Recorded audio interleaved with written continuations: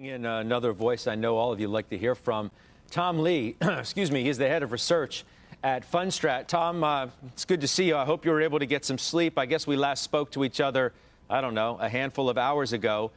Market is having a pretty darn good session. Just give me your thoughts about what we're witnessing today. Yeah, I think that, today it is a rally because a lot of things that you guys talked about, there's been a buyer strike for the last 3 weeks. So cash now deployed because the level of uncertainty's dropped. We know that NASDAQ was a huge underperformer into this. So part of the move is really that recovery.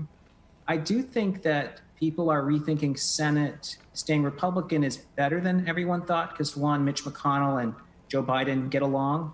And Mitch McConnell does look like he wants to do some sort of stimulus before year end. So now the timing's moved up. That's really good news for cyclical stocks. And interestingly, I know the election, we won't know who is going to be in the White House for maybe several weeks, maybe several months. But it does look like the market is saying it believes an outcome is going to come much sooner. And I think one of the things that really is signaling this is the VIX. And I think it's something that you got your panelists talk about, but it's made a really pronounced move. So I think this is a genuine risk-on move. There's been $4.5 trillion cash on the sidelines. Retail raised a lot of cash. People were really stressed into this. Now we have less uncertainty. Still uncertainty, but less, and that's why we're rallying. What do you make of what's happening in the NASDAQ today?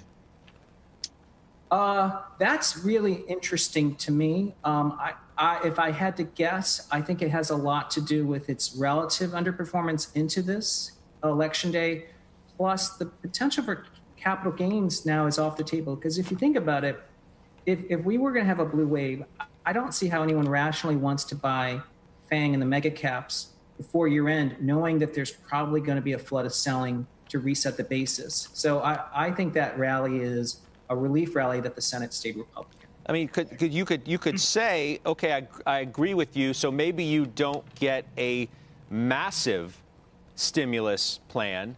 So maybe you don't have a huge reflation trade, if you will, which sends cyclical and value stocks higher, like maybe you would have gotten had you had a blue wave. So you still go with what worked to get here, and that was to find the best growth where you could get it, and that remains in these mega cap tech stocks.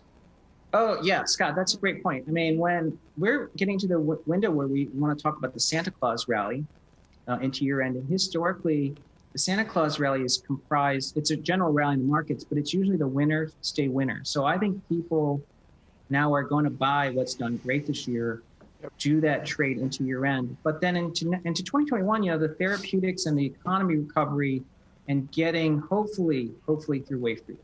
COVID's unpredictable, but getting through wave 3 would be really the tailwind for cyclicals in 2020.